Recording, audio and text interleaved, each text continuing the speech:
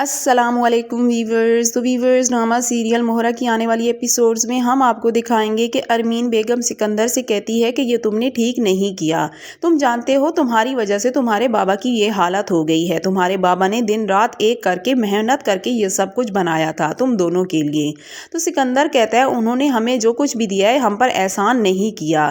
تو حمزہ اتنے میں وہاں پر آ جاتا ہے، اسے غصہ آتا ہے سکندر کی بات سن کر۔ وہ کہتا ہے کہ احسان تو کیا ہے انہوں نے، ہاں یہ الگ بات ہے کہ تم بہت احسان فراموش ہو۔ تو سکندر کو غصہ آتا ہے۔ حمزہ کہتا ہے تم سے مجھے یہ امید نہیں تھی، تم نے بابا کو کتنا بڑا دکھ دیا ہے، تم الگ ہونا چاہتے ہو تو ہو جاؤ، لیکن میں کبھی بھی اپنے بابا سے الگ نہیں ہوں گا۔ سکندر اپنا حصہ لینے کے لیے بضد ہوتا ہے۔ آخرکار فرید ہمدانی فیصلہ کرتا ہے کہ کیوں نہ سکندر کو اس کا حصہ دے دیا جائے، جبکہ حمزہ فیصلہ کرتا ہے کہ وہ اپنے بابا کے ساتھ ہی رہے گا۔ وکیل کو بلوا کے دونوں میں حصے تقسیم کر دیے جاتے ہیں۔ سکندر خوش ہوتا ہے جبکہ حمزہ کو دکھ ہوتا ہے اپنے بھائی سے الگ ہونے کا۔ سکندر تو اسی دھن میں ہوتا ہے کہ اس نے علیزے کو مات دے دیا ہے، لیکن وہ یہ نہیں جانتا کہ علیزے نے اسے بے وقوف بنایا ہے۔ وہ جان بوجھ کر ایسی بات کرتی ہے تاکہ سکندر بزنس سے الگ ہو جائے، اور پھر سکندر کا سارا بزنس برباد کر دے گی علیزے حمزہ کے بزنس کو کامیاب بناتے ہوئے۔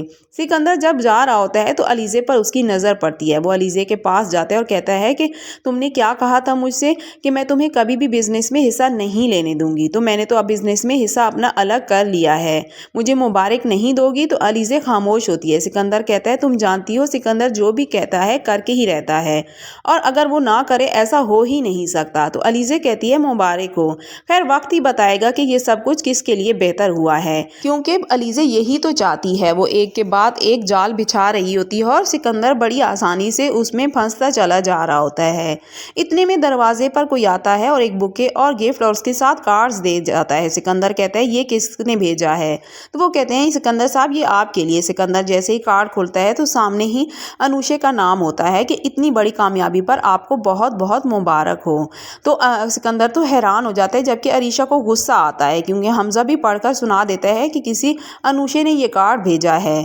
وہ غصے میں آتی ہے، جبکہ سکندر کو سمجھ نہیں آ رہی ہوتی کہ آخر انوشے کہاں ہے، وہ اسے مل کیوں نہیں رہی، حالانکہ وہ جانتی ہے کہ سکندر کی زندگی میں کیا ہو رہا ہے، یہ سب کچھ اسے کون بتا رہا ہے، کہاں ہے انوشے؟ جبکہ علیزے سوچ رہی ہوتی ہے کہ سکندر تم دیکھو میں تمہارے ساتھ کرتی کیا ہوں، تم پاگل ہو جاؤ گے لیکن تم سمجھ نہیں پاؤ گے کہ تمہارے ساتھ کیا ہو رہا ہے۔ عریشہ جب کمرے میں جاتی ہے، سکندر بھی جاتا ہے، تو عریشہ اسے بہت جھگڑتی ہے اور کہتی ہے کہ اب مجھے سمجھ آئی کہ تم مجھ سے چھپتے کیوں پھر رہے ہو، ابھی تک تم اس کے ساتھ رابطے میں ہو۔ تو سکندر کہتا ہے ایسی کوئی بات نہیں عریشہ، تمہیں غلط فہمی ہوئی ہے۔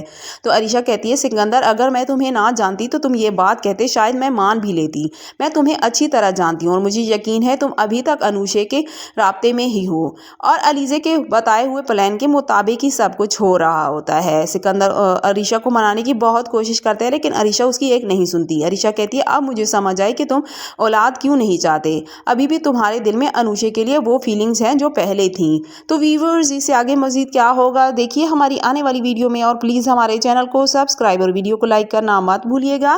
شکریہ۔